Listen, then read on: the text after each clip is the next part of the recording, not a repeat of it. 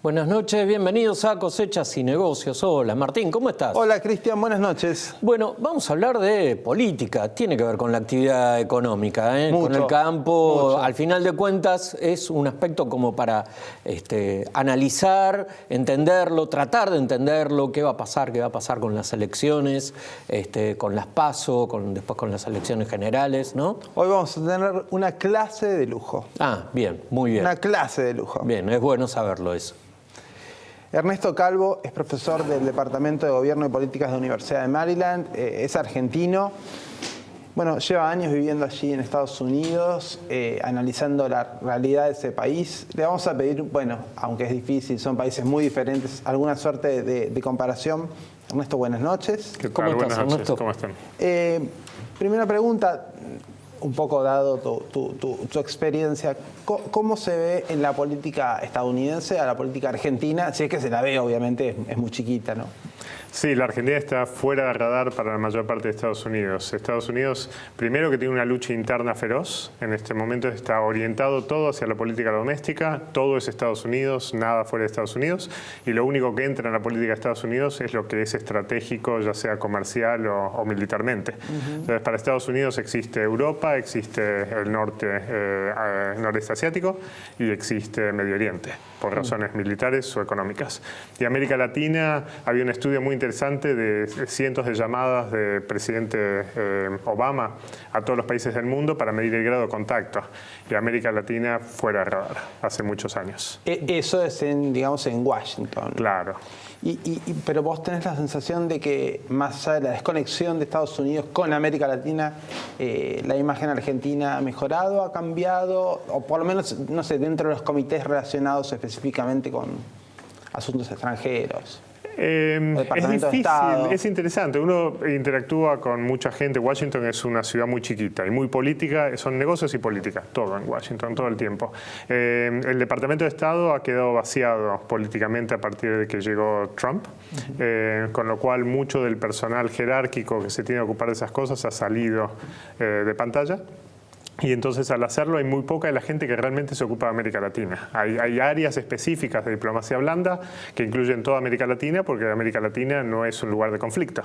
Entonces, toda esa área de diplomacia blanda ahora ha quedado muy dilapidada. Y eso incluso cuando fue la delegación argentina a Estados Unidos fue muy claro. Tuvieron diálogos con el Departamento de Estado, con distintos sectores, y no solo América Latina y Argentina no están siendo muy observadas, sino que además Estados Unidos está en este momento inhabilitado para invertir capital político en conectar con estos países.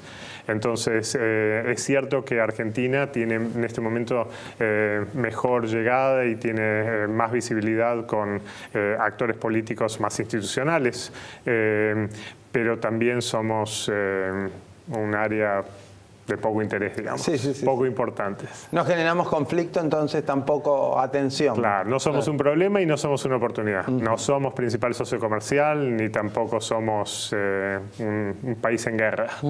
Y Ernesto, Estados Unidos, o mejor dicho, la política de Trump, él durante su campaña, uno de sus consignas fue América primero, ¿no? Entonces con esta idea de volver al proteccionismo. Esto en muchos casos a la Argentina la perjudica. ¿Es tan así? O sea, de lo que él dijo en campaña a las medidas que fue adoptando el gobierno, ¿Estados Unidos se está volcando al proteccionismo? Sí, no está muy claro, y ustedes lo sabrán mejor que la gran mayoría de la gente, que no está muy claro cuánto afecta eso a la Argentina. Estados Unidos no es un socio comercial estratégico en este momento de Argentina, y nosotros no somos un socio estratégico de ellos. Sí hay un gran nivel de inversión privada en Argentina por parte de Estados Unidos, pero no de intercambio comercial. El proteccionismo de Estados Unidos en realidad no está muy claro que no vaya a abrir algunos mercados en Europa y en el noreste asiático en la medida en que la política de Estados Unidos se vuelve más errática y más agresiva. Ciertamente eso abre el espíritu proteccionista también para las peleas en Europa, pero por el momento Estados Unidos pareciera estar aislándose más que estableciendo una política que va a ser guía en el mundo. Ahora, si uno revisa un poco las promesas de campaña de Trump y cómo después fueron cumpliendo, hay muchas que hasta ahora no sé, no se ven. No sé, la creación de empleos americanos, yo no la veo. Si vos la ves, por favor, decímelo. Digo, hay muy buena tasa de ocupación ahora en Estados Unidos, pero no es precisamente por algo que haya hecho Trump, sino por cómo venía la cosa. La guerra contra China que se anunciaba no está. Sí hay problemas para los latinos, pero me parece que tampoco son de la escala que se temía. En definitiva, hoy yo te diría que Trump es la prohibición a viajar de los 7 países de mayoría musulmana y la reforma de salud. Sí. Eso es hoy la síntesis del gobierno Trump. Sí, por eso hay tanta presión en Estados Unidos para tratar de aprobar del lado republicano la reforma de salud, porque no tienen nada para mostrar. Estados Unidos se la ha pasado firmando decretos administrativos, que son el equivalente a los decretos acá, tanto de necesidad de urgencia como los administrativos, pero esos no tienen capacidad de implementar ley en casi ninguna área que sea sustantiva. Son promesas. Promesas que el Ejecutivo dice se va a hacer tal cosa, promesa que se va a hacer tal otra. Las únicas partes que tiene control son cosas como migración, que dependen estrictamente del Ejecutivo de Estados Unidos. Entonces, en la medida en que no ha podido aprobar nada en el Congreso que sea sustantivo, la presión política, conforme estamos a 6 o 8 meses de empezar un nuevo ciclo electoral allá, aumenta. La gran reforma que le interesa a Trump y a gran parte de los republicanos no es la de salud, sino la fiscal. Pero en la medida en que Trump ha dilapidado tantos recursos económicos y políticos para tratar de empujar esta agenda sin tener resultados, cada vez se ve más difícil que puedan hacerlo. ¿Y esa reforma tiene el aval parlamentario? ¿Cómo la ven diputados? ¿La fiscal? No, o sea, tendría el apoyo de los republicanos en mayoría, pero como tiene costos políticos muy altos, porque la reforma que trata de proponer Trump es simplificación, por un lado impositiva, pero por otro lado una transferencia masiva de recursos hacia los sectores más concentrados, y eso tiene costos políticos, entonces es muy difícil que la puedan aprobar. Ahora, cuando estábamos en campaña, muchos aquí, me incluyo, advertíamos, bueno, Trump puede prometer lo que quiera, pero el sistema solo es demasiado sólido y demasiado bueno en algún punto como para no permitir que su poder ejecutivo se exceda. ¿Compartís un poco que eso es lo que pasa? Esa era la expectativa de la mayoría de mis colegas que se dedican a política americana, ¿no? Es toda una sección muy grande y en verdad estamos viendo debilidades muy fuertes del sistema político norteamericano. ¿Por ejemplo? Estados Unidos depende muchísimo de cuadros intermedios de la burocracia que tienen que ser propuestos por el presidente y que tienen que ser ratificados por el Congreso, que deberían poder ser ratificados. En este momento hay cerca de 500 cargos jerárquicos que manejan gran parte de la administración más importante del país, que están vacantes.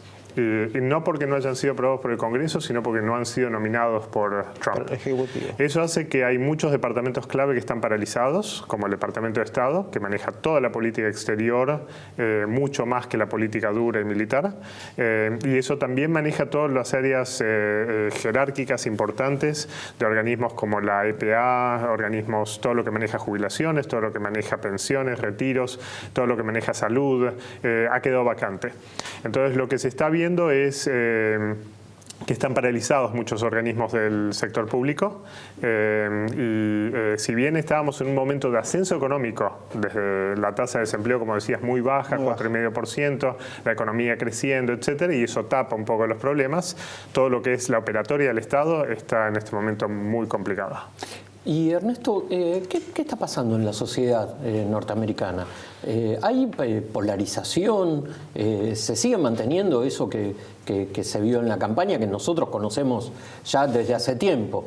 Sí. ¿Eso cómo lo ves? La polarización en Estados Unidos es polarización a los yanquis. O sea, son 300 millones de personas y estamos hablando de un nivel de activación política, de competencia y de conflicto interno enorme. Y eso divide familias, incluso diría más que en Argentina.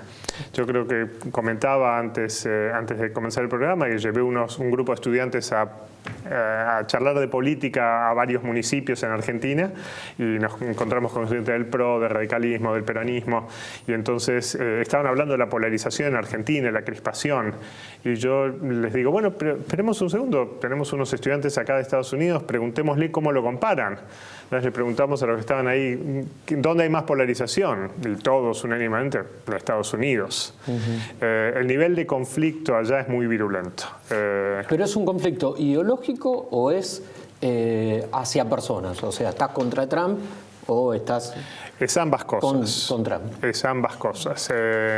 Está orientado a los individuos y está cortado ideológicamente de un modo mucho más claro que acá. El país está dividido en este momento entre religiosos y seculares, entre el norte y el sur, entre sectores de alto ingreso y de bajo ingreso.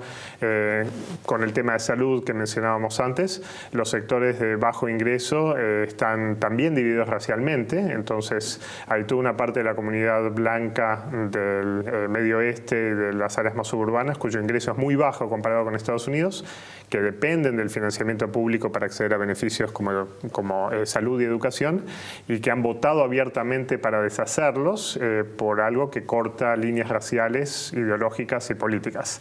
¿Y sabes qué pasa en la zona, en el interior rural de Estados Unidos, que la mayoría en esos estados Trump ganó? Arrasó, y arrasó además con una tasa de participación en Estados Unidos de cerca del 75 al 80%. Inédita. Altísima. Votando por un candidato que ha prometido redistribuir masas de recursos de sectores que tienen menores ingresos económicos, que en este momento los definen a ellos. Estamos hablando de poblaciones que tienen un ingreso de alrededor de $2.500 por mes, que en Estados Unidos es bajo, que han votado masivamente por un candidato que lo llaman el billonario de cuello azul, digamos, de cuello azul en el sentido de laburante. Que es un operario. El billonario laburante sería, Claro, y lo han votado masivamente. Es muy interesante. Y lo siguen también. apoyando. Sí. El corte ideológico de clase racial es virulento. O sea, aunque Trump está tomando algunas medidas que perjudican claramente a la clase media, a la clase trabajadora blanca sin formación universitaria, corregime si me equivoco, ese sector sigue respaldándolo. Sí. Pese a que toma medidas, reforma de salud, impuestos que no los van a beneficiar. Es muy difícil también qué quiere decir no los va a beneficiar, porque el clivaje informativo es brutal también. Entonces, estos sectores también toman sus noticias de comunidades de redes sociales totalmente distintas, de diarios completamente distintos. El corte político entre Fox hacia la derecha y entre MSNBC hacia la izquierda es absolutamente brutal. mucho más intenso que el que puede uno ser podría ver acá. Entre TN y C5N, suponete. Exacto, porque aquí la lucha es muy intensa y se ve a nivel personal, se ve en debates sobre capacidad, sobre corrupción, etcétera, pero se ve poco en términos de política pública. Allá la diferencia en política pública es brutal. Bueno, pero es una discusión más sustantiva. Sí, no por eso en la cual puede haber acuerdo. Entonces... Ernesto, claro, tenemos muchos temas para seguir abordando con vos, pero tenemos que ir a una pausa. Vamos a una pausa y ya volvemos.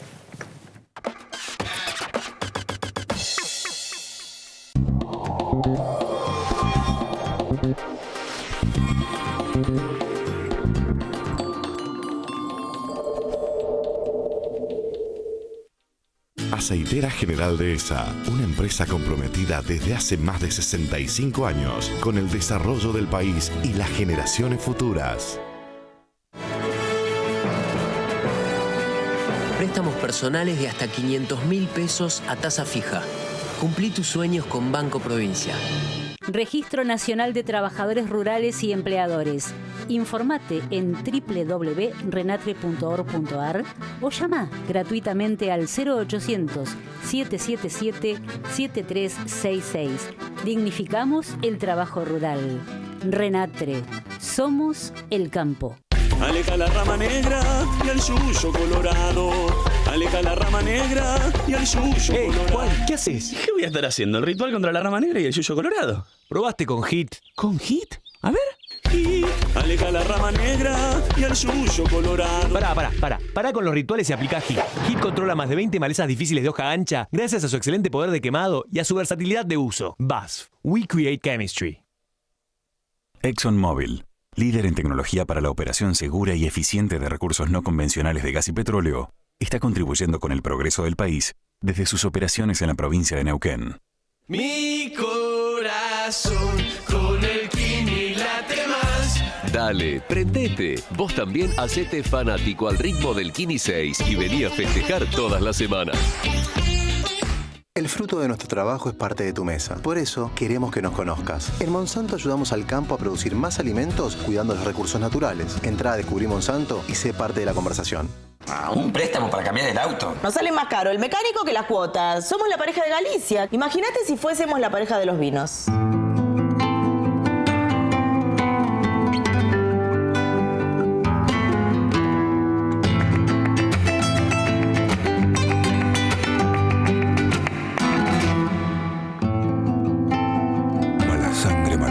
Menos mal que somos la pareja de Galicia, ¿no? Dale, sacar el préstamo. Ya lo saqué. BancoGalicia.com.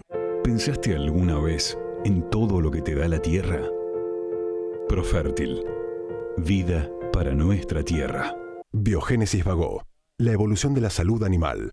www.biogenesisvagó.com.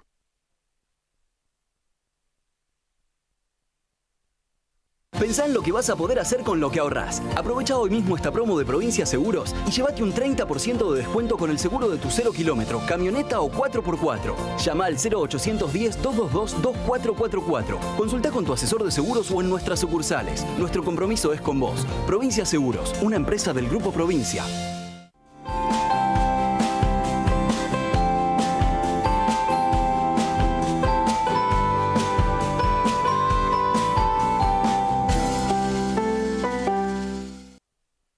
Dow AgroSciences. Soluciones para un mundo en crecimiento.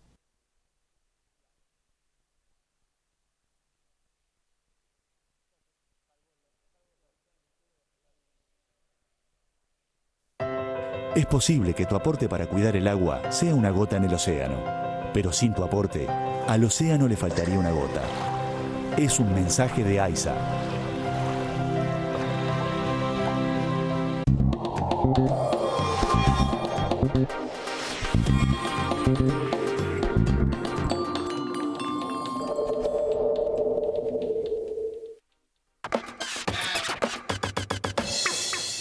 Seguimos en Cosechas y Negocios, estamos con Ernesto Calvo. Ernesto es profesor del Departamento de Gobierno y Políticas de la Universidad de Maryland. Cuando uno ve un poco el mapa de las elecciones en Estados Unidos, ve una diferencia muy grande entre el voto rural y el voto de las ciudades. casi que parecen dos países enfrentados para vos. Son dos países enfrentados, netamente. Y han estado enfrentados muy intensamente desde la Revolución Conservadora del 94 que lideró Newt Gingrich. Y el mapa se ha ido clarificando. Por eso desde los 90s todo Estados Unidos se ve rojo, republicano, pero están estos puntitos azules que son ciudades que son profundamente demócratas. Y que notablemente son sectores y ciudades de mayores ingresos en promedio. Uno piensa en general que los republicanos representan a clases altas y tienen más ingresos. Pero los republicanos, si uno midiera la desigualdad interna del partido, es muchísimo mayor, porque tienen justamente un sector de muy bajos ingresos, muy ruralizado, y un sector de muy altos ingresos que es muy pequeño. Ese Trump y ese votante rural del medio oeste está en ese partido. Los demócratas, los lugares azules, tienen en promedio un ingreso bastante más alto que los estados que son rojos, ¿no? O sea, los estados demócratas tienen más ingresos que los republicanos y en ese sentido también menos desigualdad interna. Pero es una guerra cultural, digo, de los urbanos versus los no urbanos. Sí, y por eso gran parte de la campaña fue contra la élite de Washington, contra la élite de la costa este, contra la élite de la costa oeste. Pero en realidad era contra los urbanos. Sí. Era contra quienes vivían en las ciudades. Claro, pero que son esa élite, la élite cultural. Pero es la mitad del país. Sí, es la mitad del país. Pero es una mitad del país. Hay que pensar que una gran parte de ese votante blanco rural que tuvo ingresos medios muy altos en los 50, los 60, los 70, cuando la desigualdad se dispara en Estados Unidos, los afecta particularmente a ellos y se ven como un grupo que ha sido abandonado por Estados Unidos. No son el futuro de Estados Unidos, porque el futuro es diverso, es multicultural, está en estas ciudades. No son el presente, porque no tienen el ingreso para hacerlo. La epidemia de opio es enorme en esos sectores, justamente porque son sectores que han quedado profundamente desplazados. Y ese es en verdad el grupo de guerra que tiene el Partido Republicano adentro y es el que empujó a Trump.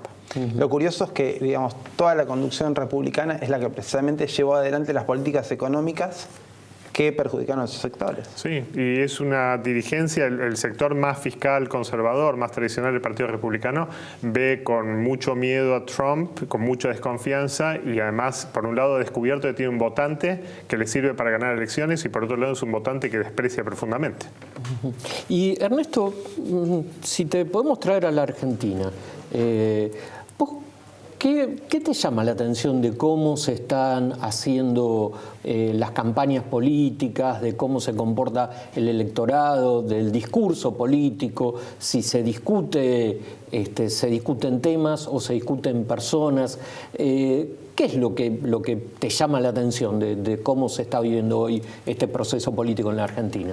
Creo que lo más interesante para mí estos últimos años, ya hace tiempo, es los votantes saben muy bien qué espacios políticos quieren votar y son muy estables. El electorado argentino es profundamente estable y las élites circulan a una velocidad furiosa.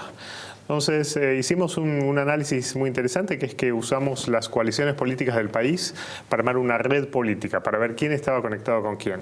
Y como acá todos los partidos políticos han ido rotando y en las provincias han ido formando coaliciones, a veces con el peronismo, a veces con el radicalismo, con los distintos partidos, todos están conectados.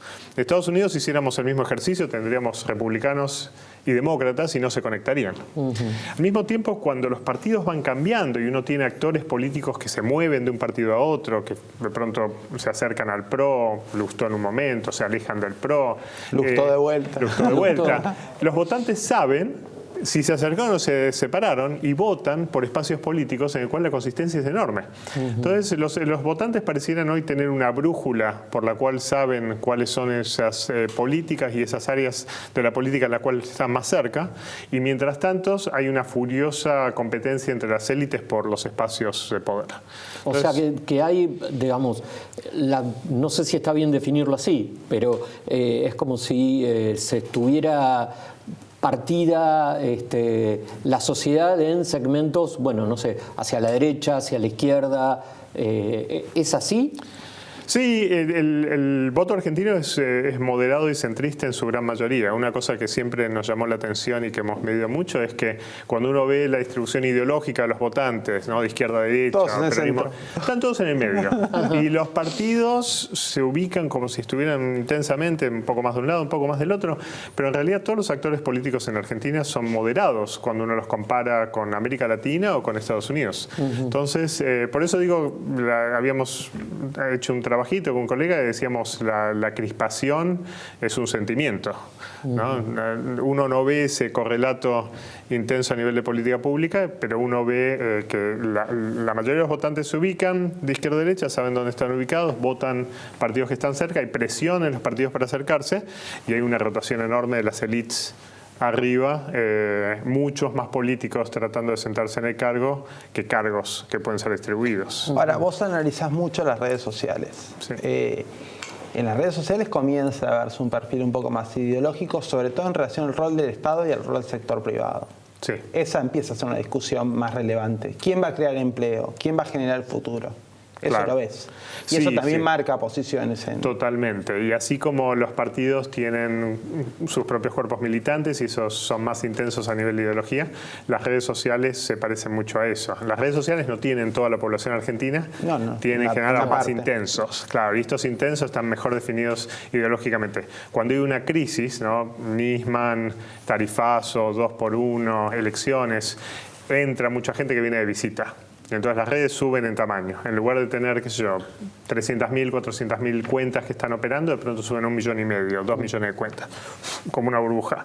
Quedan un par de días ahí y vuelve a achicarse a los intensos y los borrachos que quedan, digamos, la mañana siguiente. Claro. Entonces, ese grupo, sí, marca políticas muy intenso, incluye periodistas, políticos, activistas, ¿no? Militancia bien de base, y se llena de gente que viene y conecta con problemas. Pero hay diferencias más medulares. Sí, porque a nivel de partidos, dentro de los partidos, la ideología importa mucho más que entre los votantes. O sea, que dentro de ese panorama, el político que haga una campaña más profesional, más moderna posible, no tanto las propuestas que tenga, es el que tiene más chances de ganar, ¿puede ser? Sí, pero justamente lo que vemos en Argentina, como yo decía, es que los electorados son muy estables. Entonces, imaginemos que el gobierno le va espectacularmente bien en esta elección y sube a 34%. O imaginemos que le va extraordinariamente mal y cae a 23%. Entonces uno ve que el margen, en una elección fragmentaria como la elección intermedia, el margen de subir mucho o de bajar mucho es pequeño. ¿Por qué? Porque es muy difícil mover electorados de un grupo a otro y de un tipo de candidatura a otra. Por eso la rotación entre políticos es muy intensa también porque se trata de capturar pequeños márgenes. Entonces vos movés un par de puntos de acá y un par de puntos de allá, unificás la boleta para que después del paso no pierdas mucha gente, y eso quiere decir un par de puntos o 2, 3 puntos, y eso tiene un efecto enorme. Tenemos que pensar, la elección presidencial se definió por 2 puntos y tuvimos una elección durante todo un año, tiempo de campaña, en las cuales las variaciones de los votos fueron mínimas. Ernesto Calvo, profesor del Departamento de Gobierno y Políticas de la Universidad de Maryland, muchas gracias por estar con nosotros. ¿Venís la semana que viene y seguís hablando? Sí. ¿Seguro? ¿Cómo la ves? Seguro. Ernesto, muy muchísimas gracias por estar con nosotros. Gracias por la invitación. Una elección, aprendimos muchísimo. Nos quedamos con muchos temas. Cristian, nos vemos la semana que viene. Nos vemos la próxima semana.